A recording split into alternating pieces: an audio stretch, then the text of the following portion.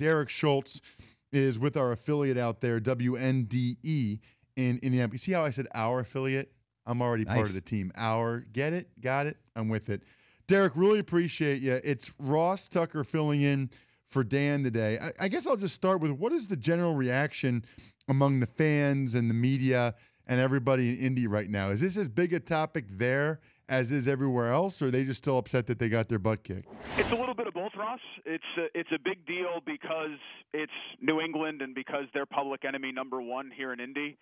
But it's also a big deal because the integrity of the game is being called into question. Nobody here is arguing, at least not ones with a functioning brain, that the Colts were the better team. They could have played that game with beach balls on Sunday night, and they still would have gotten obliterated like they did. But the fact that the Patriots have represented the AFC in 6 of the last 14 Super Bowls and continually find the need to do something like this to gain even a minute competitive advantage, I think it really sticks in people's craw, not only here in Indianapolis, but it should bother Jaguars fans. It should bother Jets fans. It should bother Bears fans. This has nothing to do with the outcome of Sunday night's game. This has something to do with the rules being broken by a team, again, just like what happened with Spygate a couple of years ago, and that needing attention and that requiring punishment. What if it was a close game?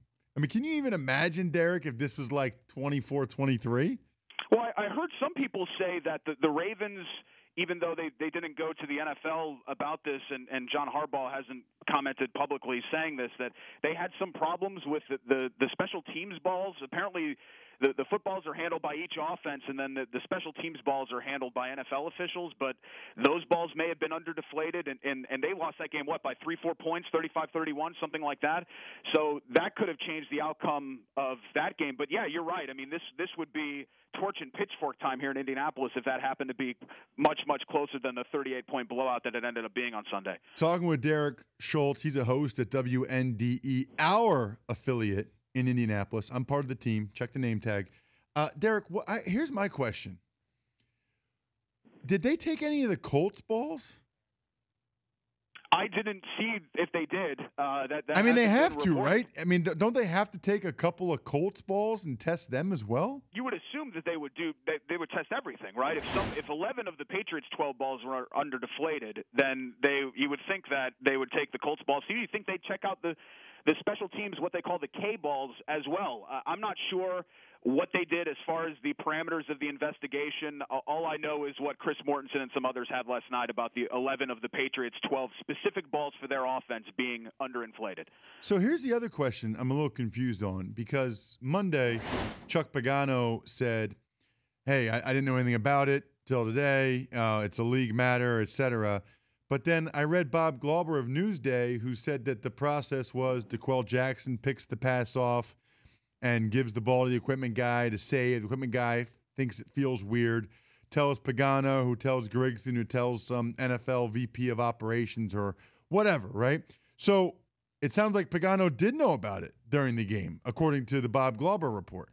What I saw and Bob Glauber of Newsday and Bob Kravitz of WTHR here locally in Indy were the two guys that really were on top of this from the beginning, was that the chain of events went to DeQuell Jackson interception to equipment manager to Ryan Grigson to NFL official. That's what I saw in what I read and from what everybody else is hearing as well. So I'm not sure what Grigson was what Pagano was looped into. I'm assuming that immediately after the game, Ryan Grigson would have said something to him, or somebody on the Colts sideline would have said something to him. But he could have just been, Ross, towing the company line there and not wanting to speak publicly and speak out of place while this investigation was still going on. You know, they were barely 24 hours removed from that loss when he met with the media on Monday and was commenting on it. What did the players say on Monday? I'm assuming some of them talked end of the season, cleaning out your locker deal. What did they say when they were asked about it? There hasn't been much talk about it. The players really have avoided it.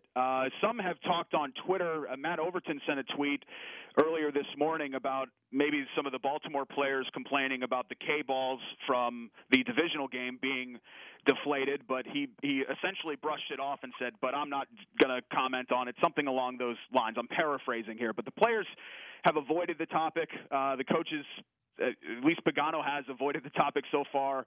I don't know if it's something that they want to jump out in front of and make it look like they're making excuses. And again, Ross, that's what's important to remember here. Yes, it was the Colts, and they ended up getting beat, and they were the rivals of the Patriots. All of that is true, but the outcome of the game is the straw man here. The outcome of the game is irrelevant. If the Patriots broke the rules, they should be punished for it. And whether you're a Colts fan or a fan of anybody else, that's the real problem here.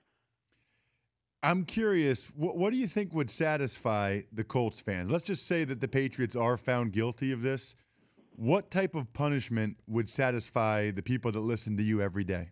What type of rational punishment, or do you really want – because Colts fans would probably want the entire franchise shipped to Neptune. But as far as rational punishment is concerned, a lot of people want to see Bill Belichick suspended for the Super Bowl. If you're gonna go and really send a message, if you're Roger Goodell, go right at the Don, right? Go right at the Tony Soprano of this whole thing.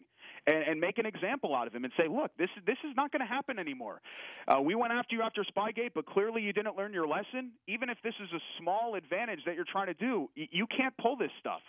You can't call the integrity of our game into question. So I don't think that that's overreaching at all. Clearly a draft pick and a substantial fine is not enough to send a message, because if it was, they sent that message after Spygate and we wouldn't be here today. Derek, you are the man. Really appreciate the time. I think I've been telling every guest that, but you're the one I really meant it about. Thank you, Derek. I feel the same way, Ross. Thanks. All right, there he is, Derek Schultz from WNDE Indy.